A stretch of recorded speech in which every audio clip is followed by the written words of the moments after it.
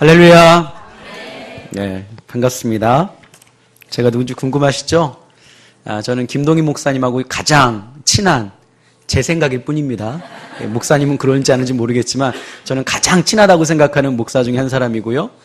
아까 장로님이 인사라고 하는데 제가 이 인사를 해야 되나 말아야 되나 상당히 고민했어요. 항상 봅시다. 저를 여기서 항상 보려면 한 분이 이스라엘에서 돌아오면 안 돼서 이 인사를 해야 되나 말아야 되나 고민하다가 하지 않았습니다. 예. 오늘 우리에게 주신 하나님의 말씀이 저와 여러분의 삶 가운데 놀라운 은혜로 다가오기를 간절히 소망합니다.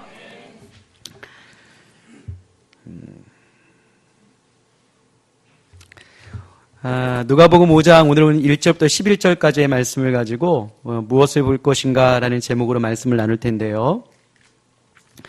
저는 목회자이기 전에 신앙인으로 두 가지의 고민이 있습니다. 한 가지는 지금도 여전히 갖고 있는 고민인데요. 한 가지는 무엇이냐? 왜 이렇게 내가 안 변할까?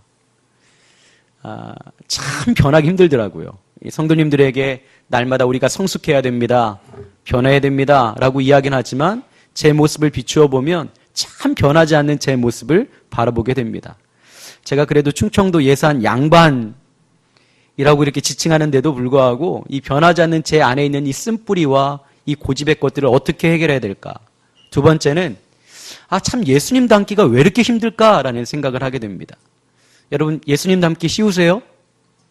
어려우시죠? 다른 사람들이 이야기하기 전에 여러분 스스로가 생각해도 왜 내가 이렇게 변하지 않을까? 말씀은 잘 알고 있는데 왜 나의 삶 가운데 말씀의 기준으로 드러나는 삶이 드러나지 않을까? 저 역시 그러한 고민으로 하루하루를 살아갑니다. 그러는 중에 성경을 묵상하면서 보니까 성경에는 정말로 저와 다른 변화된 삶을 살아가는 사람, 또 예수님을 잘 닮아가는 믿음의 선진들의 모습이 있더라고요. 그런데 그들에게 있었던 저와는 다른 한 가지의 비결이 있었는데 그것이 무엇이냐? 진정한 가치를 발견하면 그들의 인생을 전부 드렸다는 겁니다. 즉 저에게 있어서 가장 큰 문제는 무엇이었냐면 제가 성경을 모르는 것도 아니고 믿음이 없는 것도 아니었지만 예수님의 그 가치를 어디에 두고 있었느냐, 이것이 문제였던 겁니다. 여러분 제가 한번 이렇게 여러분들에게 물어볼게요. 여기 이제 옆에 무슨 아파트 단지가 또 생긴다고 그런 이야기를 하더라고요. 맞나요? 예. 만약에 그 아파트 단지를 여러분들이 1억에 사는데 10년이 지난 후에 그것이 100억이 되어진다면 여러분 그 아파트를 사시겠습니까? 안 사시겠습니까? 지금 돈이 없어서 사시겠어요? 안 사시겠어요? 저는 살까요? 안 살까요? 여기는 좀 이렇게 세속적으로 막 얘기해도, 그쵸. 저도 삽니다. 왜요? 10년이 지나면 1억이 얼마가 되는 거예요? 100억이 되죠. 그러면 은행의 이자가 한 5%를 낸다고 그래도, 그죠? 여러분 충분히 사고도 남겠죠? 문제는 무엇이냐? 아파트만한 가치도 우리에게 없다라는 거예요. 우리가 예수님을 따라가는 그 가치가 사실 우리 머리로는 예수님이 나의 구주라고 여기고 나의 삶의 전부라고 고백하지만 사실 나의 인격적인 동의는 우리의 삶 주변에 있는 물질과는 비교할 수 없는 아주 낮은 가치를 살아가고 있기 때문에 우리의 몸이 반응하지가 않는 겁니다. 여러분 연애할 때 경험해 보셨죠? 사랑하는 여인이 생기거나 우리 남자가 생기면 어때요? 어떤 상황과 환경을 이겨내고 그 사람을 만나러 가지 않습니까? 근데 오늘 우리가 생각하는 이 예수님의 가치는 우리의 머릿속에만 머물러 있지 사실 우리의 가슴을 뛰게 하거나 우리의 행동에 변화를 일으킬 만한 그러한 가치가 나에게는 없을 수도 있다라는 것들을 한 번은 질문해 봐야 합니다. 이 사무엘상 25장에 보면 나발과 아비가일이라는 이 가족이 나오는데 이 두 사람은 부부입니다. 그런데 다윗을 어떻게 보느냐의 가치에 따라서 그 두 사람의 인생이 완전히 바뀌게 되어집니다. 나발은 대농장주의 소유자입니다. 즉 부자입니다. 그리고 이 아비가일은 그 나발의 아내입니다. 당시에 이 다윗은 사울에게 쫓겼던 도망자의 신분입니다. 이 도망자의 신분이었던 다윗을 나발은 이렇게 생각합니다. 나는 그 사람을 알지 못한다. 그래서 당시에 양털을 깎을 때가 되어지면 함께 축제같이 주변에 있는 많은 사람들을 초청해서 함께 음식도 나누고 축제를 여는데 다윗이 그 음식을 조금 나눠달라고 하는 모습을 바라보며 나발은 이렇게 이야기합니다. 내가 당신에게 줄 것이 아무것도 없다라고 이야기를 하죠. 즉 도망자였던 이 다윗을 홀대하게 되어집니다. 근데 이 사실을 알았던 이 아비가일은 그렇지 않습니다. 다윗을 찾아가서 엎드려져 이렇게 이야기합니다. 내 주여, 당신은 훗날 이스라엘의 왕이 될 것이고 그 이스라엘의 왕이 되었을 때 나에게 정말 좋은 것을 베풀어 주시옵소서. 똑같은 다윗이라는 사람을 바라봤지만 나발은 무시했고 아비가일은 선대했습니다. 그 다음에 어떻게 되었을까요? 나발은 10일 후에 죽음을 당하게 됩니다. 그리고 이 다윗을 선대했던 아비가일은 나발이 죽은 후에 누구의 아내가 되어지죠? 다윗의 아내가 되어집니다. 똑같은 다윗을 만났습니다. 그런데 한 사람은 하나님께서 그의 생명을 뺏어가셨고 한 사람은 흔히 말하는 악인의 아내에서 훗날 이스라엘의 왕이 되는 다윗의 아내가 되어집니다. 무엇이 다른 걸까요? 바로 다윗을 바라보는 가치가 달랐던 겁니다. 그 가치가 그의 행동으로 옮겨졌고 그의 행동이 그의 인생을 변화시켜 준 것입니다. 마태복음 13장 44절에 보면 이러한 천국에 대한 비유가 나옵니다. 여러분 다 아시죠? 천국은 마치 밭에 감추인 보화. 어느 사람이 밭에 갔는데 그 안에 보화가 있습니다. 근데 이 보화가 있는 그 밭은 자기의 것이 아닙니다. 그래서 어떻게 하죠? 그 다음 행동은? 집에 가서 땅 팔고 집 팔고 냉장고 팔고 남편도 팔고 아내도 팔고 다 팔아가지고 그 돈을 모아다가 자신의 땅이 아닌 그 땅을 그가 사게 되어집니다. 왜 그랬을까요? 그 땅 안에 뭐가 있어요? 보화가 있다라는 거예요. 여러분의 믿음 속에 이러한 예수님의 가치가 있다면 사실 오늘 베드로가 고백한 그 모든 것들을 육지에 대어두고 그가 예수를 쫓으느라 이것이 단지 성경에 기록된 그러한 베드로의 행동뿐만 아니라 우리 모두가 해야 되는 그러한 믿음의 고백들이라는 것이죠. 사랑하는 여러분, 오실 예수님, 그 예수님을 통해서 여러분들은 무엇을 볼 것입니까? 여러분의 그 가치를 어떻게 보느냐에 따라서 우리의 행동과 우리의 삶이 변화되어질 수 있는 거예요. 그래서 오늘 이 말씀 가운데 진정한 가치를 발견하고 그 가치가 정말로 이 땅 가운데 누릴 수 있는 하나님의 놀라운 은혜를 누리는 저와 여러분 되기를 주님의 이름으로 축원합니다. 오늘 본문 말씀에 나오는 인물은 베드로입니다. 베드로는 어부입니다. 밤새도록 고기를 잡으려고 했지만 고기를 잡지 못했습니다. 여러분 너무나도 잘 아는 성경 구절이죠. 예수님께서 베드로의 배에 오르시고 말씀을 증거하신 후에 그에게 이렇게 권면하십니다. 베드로야, 깊은 곳에 가서 그물을 던져라. 그때 베드로가 어떻게 하죠? 말씀에 의지하여 그물을 던졌더라.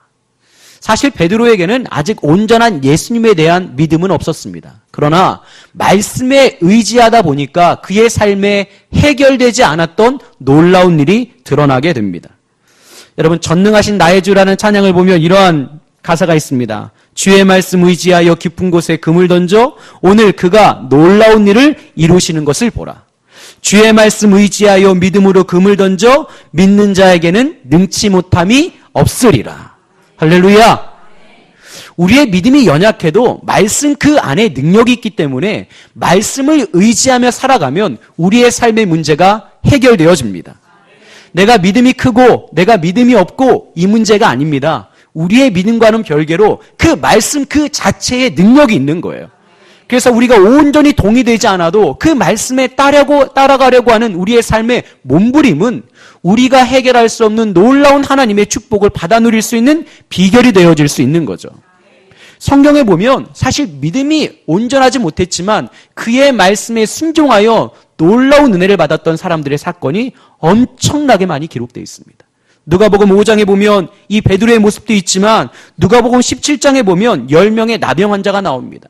여러분 아시겠지만 그 10명의 나병 환자가 예수님께서 너의 몸을 제사장에게 가서 보여라 라고 말씀하실 때에 그들 모두가 제사장에게로 나아갈세라고 되어 있어요. 나아갈 때에 그들의 몸에 있던 모든 문둥병이 어떻게 됐습니까? 치료함을 받았습니다. 근데 문제는 무엇이냐? 그 중에 9명은 어떻게 했어요? 자신의 집으로 돌아갔어요. 즉 온전한 예수님에 대한 믿음은 없었던 자입니다. 그런데 어떻게 그들의 삶의 문제를 해결받았을까요? 말씀에 의지하여 나아갈세입니다. 즉 말씀을 의지했다라는 것은 단지 내가 알고 있다라는 것이 아니라 말씀대로 내가 생활할 때에 나의 삶의 문제가 해결되는 겁니다. 여러분, 왜 우리가 풍요롭게 살지 못할까요? 물론 이 풍요로움이라는 것이 세상적인 물질의 개념은 아닙니다. 그러나 왜 우리의 삶의 문제가 해결되지 않느냐? 그것은 말씀은 알고 있지만 그 말씀대로 행하지 못하는 나의 부족함이 있기 때문입니다. 여러분, 말씀에는요, 능력이 있습니다. 이것을 믿는 사람들이 바로 믿음의 사람들입니다. 또 여러분 아시겠지만, 여러분, 포도주의 사건 아시죠? 어떻게 됐어요? 물이 변하여 포도주가 되었다. 그 사람들은 그냥 예수님의 말씀에 순종한 것밖에 없다는 겁니다. 오늘날 우리도 똑같습니다. 여러분의 어떠한 삶의 문제가 있다면 여러분 말씀에 의지하십시오. 이거는 그냥 우리가 생각하는 그래 말씀대로 살아야지 그게 아니에요. 실제적인 우리의 삶에 문제를 해결할 수 있는 방법을 하나님께서는 우리에게 주셨어요. 출애굽기 19장에 보면 신의 산의 언약을 통해서 하나님께서 이렇게 말씀하셨어요. 너희가 내 말씀을 지켜 행하면 내가 너희를 돕고 너희와 함께 하겠지만 너희가 내 말씀을 지켜 행하지 아니하면 너희는 이방인과 같이 되리라. 오늘날 우리에게 들려주는 이 말씀이 단지 우리의 감정과 우리의 회복만을 일으키는 말씀이 아니라 여러분의 삶의 기준이 되어지고 이 기준대로 여러분들이 따라 행할 때에 우리의 삶의 문제가 해결되어지는 놀라운 은혜가 들어오게 된다는 겁니다. 그렇다면 이것이 나의 삶의 가치라면 말씀에 의지하여 살아야죠. 그렇지 않나요? 그래야 이 놀라운 일들이 드러나죠. 2배의 물고기가 가득하더라. 여기는 물고기를 별로 안 좋아하는군요. 이렇게 이야기할게요. 2배의 현금이 가득하더라. 죄송합니다. 이것도 안 좋아하는군요. 말씀 의지하세요. 믿음이 있고 없고의 문제가 아니라는 거예요. 내가 아직 예수님을 잘 알지 못하지만 그 말씀에 의지하여 깊은 곳에 그물을 던지면 하나님께서 내게 주실 은혜가 내게 다가온다라는 거예요. 그러니까 처음 예수님 믿는 사람에게도 제가 믿음이 없어서요. 당신의 믿음 때문에 그런 은혜를 주시는 게 아니에요. 그 말씀 자체에 은혜가 있는 거예요. 그러면 그 은혜 나도 받을 수 있어요, 없어요? 옆에 사람 쳐다보세요. 당신도 받을 수 있다고. 이게 칭찬일지 칭찬이 아닐지 모르겠지만 여러분의 믿음과 상관없어요. 중요한 것은 그 말씀을 의지하는 그 믿음이 지금 필요한 거예요. 그래서 많은 사람들은 그 말씀에 의지하여 삶의 문제를 해결하고자 합니다. 그런데요, 예수님의 가치가 우리의 삶의 문제를 해결해 주는 것, 이것으로 끝나지 않는다는 겁니다.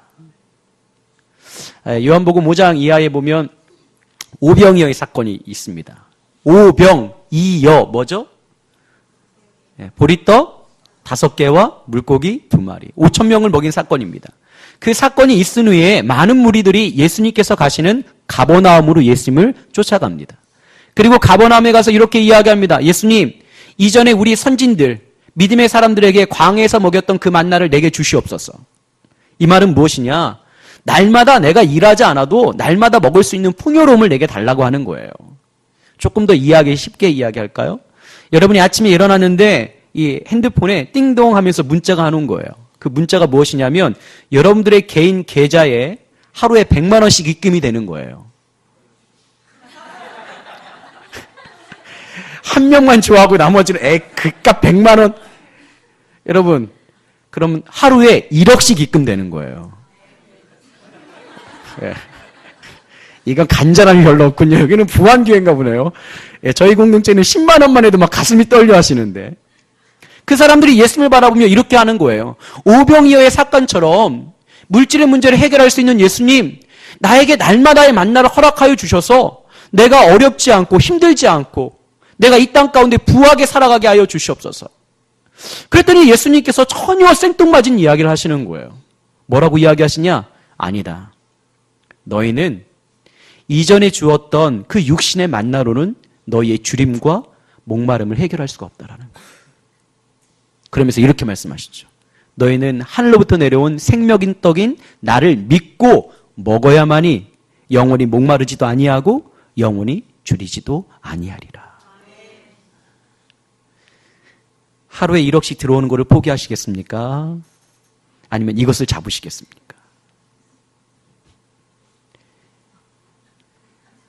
고민되시죠? 또 여기서 갈등하는 거예요. 야, 하루에 1억씩 아니야, 1억이 아니라 100만 원만 들어와도 내가 지금 당장 천주교로 넘어갈 수 있을 텐데. 여기서 이제 갈등이 생기는 거예요. 예수님의 가치가 이렇게 이야기한 거, 그들에게. 아니다. 만나가 너의 삶의 전부가 아니다. 그 만나는 세마이온, 표적이라는 거예요. 무엇을 보여주기 위한 표적이지 그것이 전부가 아니라는 거예요. 아니라는 거예요. 너희가 잘못 생각하고 있다라는 거예요. 너의 삶의 육신적인 문제를 해결해 주기 위해서 내가 이 땅에 온 것이 아니라 나는 하늘로부터 내려온 생명의 떡인데 너희가 나를 먹고 너희가 나를 믿어야만이 너희가 영원히 줄이지도 아니하고 너희가 영원히 목마르지도 아니하는 존재이기 때문에 너희가 나를 믿어야 된다라고 말씀하고 있는 거예요. 나를 먹어라. 내가 너의 삶의 양식이 되어야 된다고 말씀하고 있는 그 순간에 이 무리들이 갈등하고 있는 거예요. 아니, 예수님 무슨 얘기 하시는 거예요? 그거 아니잖아요. 오병이어의 사건이 있잖아요. 다 나눠주고도 12 그 광주리에 남았던 그것, 내가 그것을 원하는 것입니다. 예수님 그러지 마세요. 생명의 떡 얘기하지 마세요. 하늘로부터 내려온 하나님의 아들 그거 이야기하지 마세요. 저에게는 지금 이 빈 배에 물고기가 가득 찬 것 그 이상의 예수님에게는 원하지 않습니다.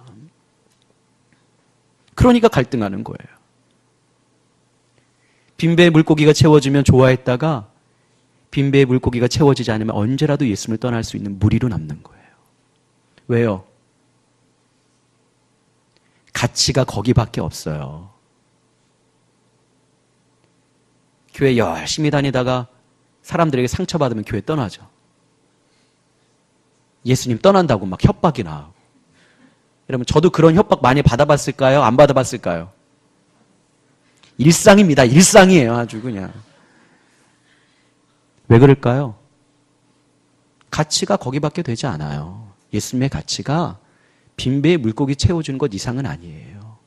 내 질병의 문제 해결해 주는 것 이상은 아니에요. 아무리 우리가 변명하고 우리를 포장하려고 해도요, 그렇지 않아요. 그랬더니 그 무리들이 이렇게 이야기합니다. 그들이 예수님을 기이 여기더니 그곳을 떠나더라. 그래서 그들을 무리라고 부르는 거예요. 그래서 그 옆에 있는 제자들에게 물으셨죠. 예수님께서. 너희들도 떠나라고 하느냐? 그때 베드로가 이렇게 이야기합니다. 아니 주님, 제가 어떻게 주님을 떠납니까? 영생이 죽겠는데 어디를 떠납니까? 그 고백이 오늘 여기 있는 거예요. 우리 한번 성경 볼까요?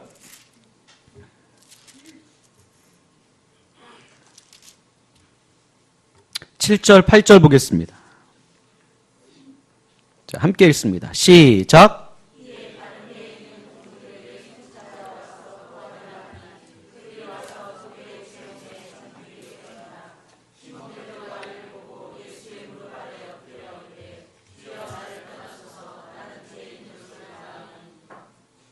뭐예요? 시몬 베드로가 2배 가득 찬 물고기를 그가 보고 나서 발견한 게 뭐예요?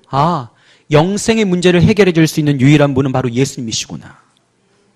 예수님이 그의 삶 가운데 보여주신 그 표적을 통하여서 진정한 나의 삶의 주인이 누구인가를 발견한 것이 베드로입니다. 우리도 똑같습니다. 여러분이 말씀에 의지하면 삶의 문제 해결해 주십니다. 그러나 그것이 여러분의 삶을 온전히 만족시킬 수 없는 거예요. 진정한 예수님의 가치는 바로 여러분의 영생에 있는 거예요.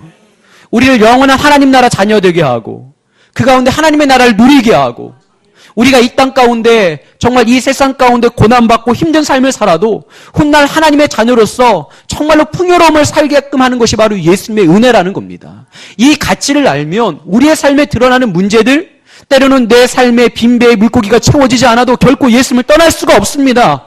왜? 그분은 우리의 삶에 그냥 육신의 떡이 아니라 하늘로부터 내려온 어떤 떡이요? 생명의 떡이기 때문입니다. 생명의 문제보다 더 중요한 게 무엇이 있겠어요? 그런데 왜 예수님을 그냥 떠나느냐고요? 가치가 거기에밖에 없어요, 여러분. 요 옆에 있는 100억대 그 아파트, 여러분 다 대답하셨잖아요. 1억에 주고 사면 10년 후에 100억 된다 그러면 다 살 거라고. 그러면 여러분의 영생을 책임질 예수님을 여러분들이 떠나는 것이 옳을까요? 아니요. 그 가치를 아는 사람들이라면 결코 떠나지 않습니다. 떠날 수가 없습니다. 우리가 앞으로 오실 예수님 무엇을 기대해야 될까요? 우리의 육신의 문제 해결해 주시는 것? 아니요. 더 나아가서는 그분을 통하여서 우리의 모든 영생의 문제가 해결될 것이라는 확고한 믿음이 있을 때에 우리 안에 진정한 생명이 들어오는 겁니다. 그래야 어떠한 순간에도 베드로처럼 이렇게 이야기할 수 있는 거예요. 아니 예수님, 뭐 그 사람 때문에 그 문제 있다고 제가 예수님 떠날 수 있나요? 요즘 좀 사업이 안 된다고 제가 예수님 떠날 수 있나요? 제가 육신의 질병이 있다고 좀 예수님 떠날 수 있나요? 그럴 수 없습니다.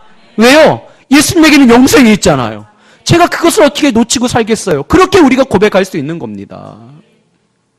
내 안에 물어봐야 돼요, 여러분. 왜 믿음이 자꾸 흔들릴까?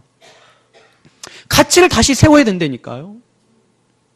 예수님 우리의 생명의 떡이세요. 그렇게 고백할 수 있으세요? 이거 다 촬영되죠? 카메라를 저한테 하지 마시고 여기서 해야 돼요, 이렇게. 이거 다 녹음해 놔야 돼요. 녹화해 놓고. 옆에 사람 증인이 되어주세요. 두세 사람은 있어야 되니까. 예수님이 여러분의 생명의 떡이시죠? 보세요. 보지 말지 말고 보세요. 보고 하세요. 예수님이 여러분의 생명의 떡이시죠? 그러면 절대 예수님 떠나면 안 돼요. 무리처럼 귀히 여겨 그 자리를 떠나더라. 제가 내년에 한 이맘때쯤 한 번 더 오게 되면 볼 거예요. 누가 떠나 있나 이렇게 제가 지금 딱 기록하고 있다가. 물론 자리를 좀 박는 건 괜찮습니다. 우리의 가치가 어디 있는지를 알아야 된다는 거죠. 그런데요, 예수님의 가치가 여기에만 있는 게 아니에요. 사실 이 2배의 물고기를 채운 이 표적은 또 하나의 사명을 우리에게 주시고자 하시는 예수님의 표적이에요. 제가 감리교 목사입니다. 감리교 목사님 되기가 참 힘이 듭니다. 대학원만 졸업해서 되는 게 아니라 김동희 목사님은 개척을 하셨지만 개척을 하지 아니하면 3년간의 수련목 과정을 거쳐야 됩니다. 또 개척한 분이라 할지라도 3년 동안 매번 면접을 봐야 되고 시험을 봐야 되고 논문을 내야 됩니다. 그래서 이제 감리교 목사님이 되시는 거죠. 김동희 목사님 대단하신 분입니다. 그 어렵다는 목사 안수를 한 번에 받으시고요. 저는 몇 번에 받았을까요? 저도 한 번에 받았죠. 그러면 그분도 대단한 분이고 저도 그러니까 대단한 목사예요, 제가. 여러분, 제가 지금 그냥 이렇게 있다고 허접한 목사가 아니죠. 근데 제가 이제 김동희 목사님이 개척했을 때 저도 같이 개척을 했거든요. 그래서 저는 분당이라는 곳에 개척을 했습니다. 개척을 하고 난 후에 여러분 제가 얼마나 교만했는지 금방 부흥이 되리라. 제가 이제 분당의 만납교회 김병삼 목사님하고 친분이 있어가지고 이제 개척하기 전에 목사님을 찾아갔어요. 그래서 여러 가지 조언을 들으려고 찾아갔더니 목사님이 그러시는 거예요. 강전도사 개척 안 돼. 개척하지 마. 개척 안 되니까 하지 말고 좀 더 기다려봐. 그러시는 거예요. 근데 그때 제가 믿음으로 이렇게 고백했죠. 아니 목사님, 하나님께서 제게 명령하셨는데 하나님이 하시면 됩니다. 하면서 제가 분당에 개척했습니다. 그리고 6개월 만에 후회했어요. 목사님 말을 들을 걸 그랬구나. 왜냐, 6개월이 지났는데도 불구하고 성도라고는 딱 2명 있는 거예요. 누구였을까요? 제 아내하고 제 아들입니다. 근데 제 아들이 그때 2살, 3살 정도 됐을까요? 3살 정도 됐는데 이제 말을 시작할 때인데요. 제가 앞에서 이렇게 설교를 하면 엄마의 귀에 대고 이렇게 이야기했대요. 아빠 그만 좀 하게 해. 그랬대요. 2명 중에 한 사람은 듣고 한 사람은 듣지도 않고 있고. 그러다가 제가 한 6개월 정도 그 이후에 철회를 시작했습니다. 목사님이 할 게 몇 개 있겠어요. 안 되면 기도해야죠. 그래서 기도하면서 하는데 하나님께서 사역을 하라고 말씀하셔가지고요.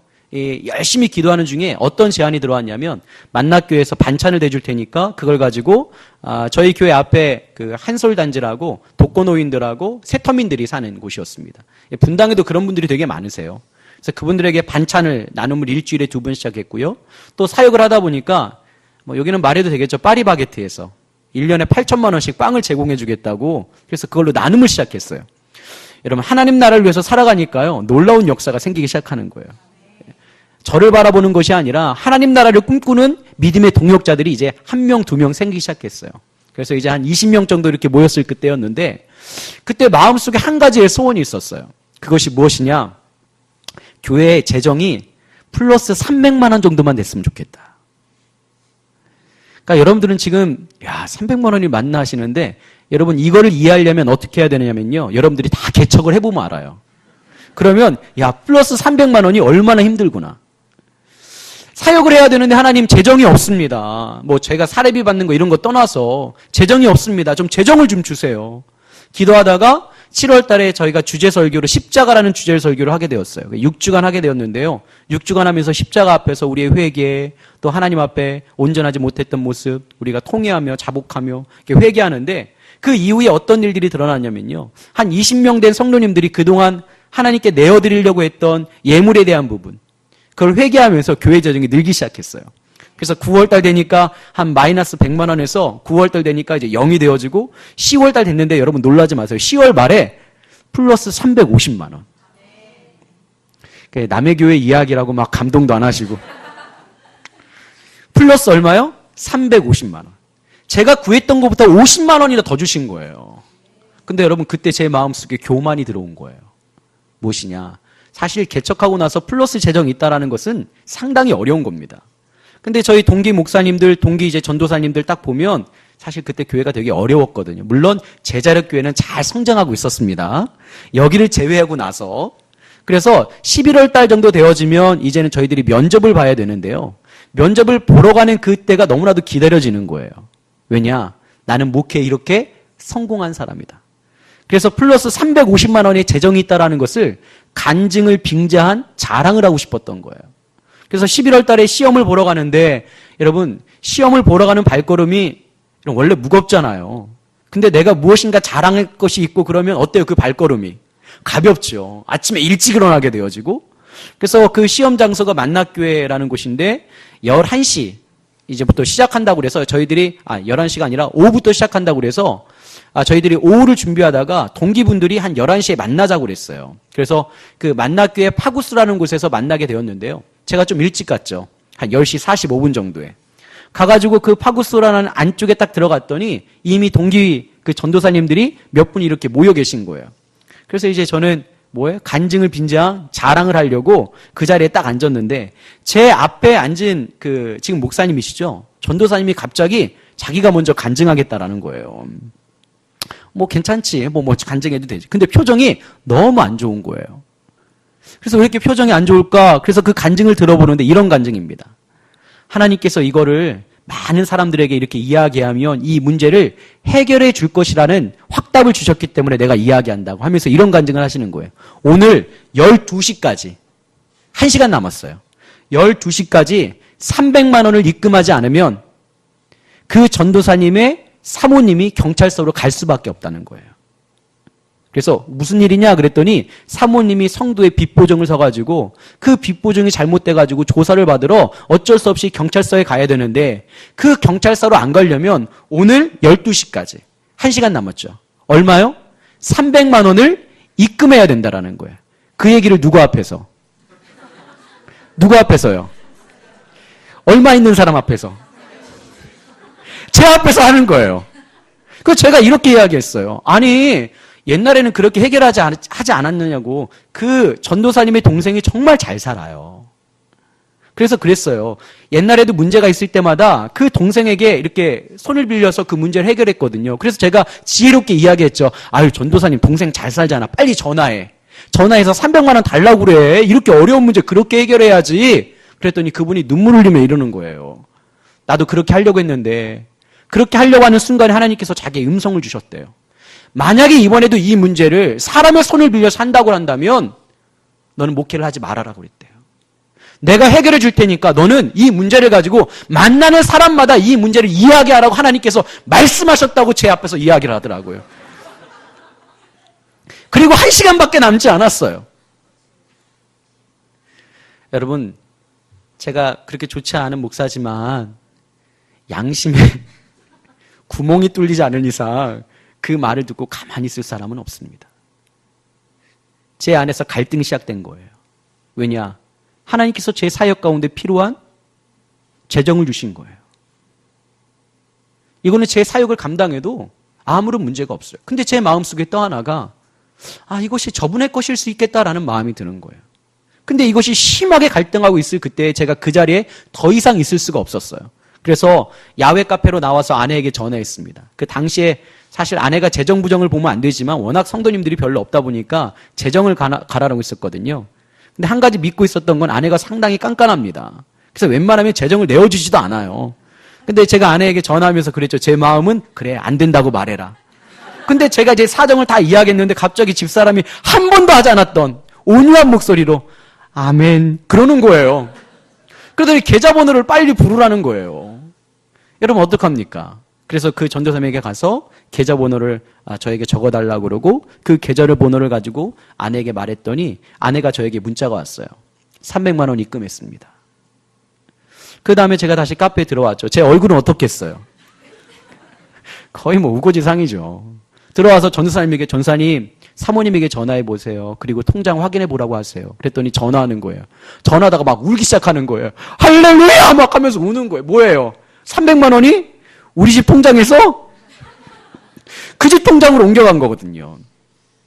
그래서 그분은 너무 좋다고 하면서 면접에 들어갔는데 면접에 들어가서 목사님들에게 너 왜 그렇게 우느냐 그랬더니 그 간증을 하는 거예요. 그랬더니 목사님들이 그 간증 들었더니 어떻겠어요? 면접하지 않고 다 은혜 받아가지고 할렐루야 하고 면접이 잘 끝났어요. 제 면접은 어땠을까요? 너 얼굴이 왜 그러냐고 엄청나게 혼났던 그런 기억이 납니다. 그리고 한 3년이 지났을까요? 저는 이제 만나교회 부목사로 갔고요. 그 목사님은 또 대형교회 부목사님으로 가셨습니다. 전화가 왔습니다. 저에게 설교를 좀 들어보라는 거예요. 자신이 그 교회 주일날 설교를 했는데 그 설교를 들어보라고 저에게 이야기를 하셔서 아 그래? 한번 들어봐야지 하고 인터넷을 딱 켜고 그 사이트에 들어가서 그 목사님의 설교를 들으려고 하는데 제목이 이겁니다. 살아계신 하나님. 그러면서 이제 하나님에 대한 살아계심을 막 정말 성경을 통해 막 은혜롭게 증거하시는 거예요. 그러다가 마지막에 클라이막스. 살아계신 하나님이라는 것을 삶으로 인격적으로 경험했던 예화를 드시는데 그 예화가 어떤 예화겠어요? 어떤 예화? 300만 원 예화. 그때 하나님이 정말로 살아계심을 깨달았다라는 거예요. 근데 그 소리를 듣는 순간에 제가 엄청나게 은혜를 받았어요. 아, 하나님께서 나에게 주신 것, 그 목적은 나를 위해서가 아니라 또 나를 위해서 한 사람을 살리는 것, 그것이 바로 하나님의 목적이구나. 오늘 예수님께서 베드로에게 제안하신 것은 바로 그겁니다. 뭐예요? 이제는 네가 사람을 낚는 어부가 되게 하리라. 너의 삶에 빈배의 물고기가 가득 찬 표적과 이적은 그것을 통해서 너의 삶 가운데 풍요롭게 누리는 것, 그것이 전부가 아니라는 거예요. 너의 인생의 빈배에 이제는 물고기가 아니라 사람을 채우는 것, 그것이 너의 삶의 목적이 되어야 된다고 우리에게 말씀하고 있는 부분입니다. 우리가 단지 구원받은 것, 그것으로 끝나면 안 됩니다. 좋은 교회 선택 가서 우리가 믿음의 생활을 누리고 내가 좋은 교회에서 양육받고 이것이 목적이 아니에요. 더 나아가서는 우리의 인생의 빈배에 예수님을 선장으로 모시고 우리가 그 선장 되신 예수님과 함께 항해를 떠나고 돌아오는 그 순간의 그 만선은 우리의 삶의 물고기가 채워지는 것이 아니라 많은 하나님을 사랑하시는 영혼들을 채워서 와야 되는 것, 그것이 바로 우리의 삶의 목적입니다. 그것을 위해서 신앙생활을 해야 됩니다. 여러분은 좋은 교회 선택하는 것, 좋은 교회 가운데 풍요롭게 살아가는 것, 그것이 여러분의 목적이 아니라는 거예요. 그것을 통하여서 나중에 하나님께서 받으실 그 영혼들을 채워서 돌아와야 된다는 겁니다. 그러한 가치가 우리에게 있어야 됩니다. 사랑하는 여러분, 예수님을 통해서 무엇을 볼 것입니까? 빈배의 물고기를 채워주시는 예수님? 내 영생의 문제를 해결해 주시는 예수님? 아니요. 더 높은 곳에 가치가 있어요. 인생의 항해 가운데 여러분들이 다시 하나님께 돌아오는 그 순간의 그 만선 안에는 이 육신의 물고기 하나님께서 인정하지 않습니다. 유일하게 인정하시는 것 하나는 바로 한 영혼 한 영혼입니다. 그 영혼들을 온전히 예수님 앞으로 인도하며 하나님 앞으로 인도할 수 있는 저와 여러분 되기를 주님의 이름으로 축원합니다. 잠시 좀 기도할 수 있는 시간이 있었으면 좋겠는데요.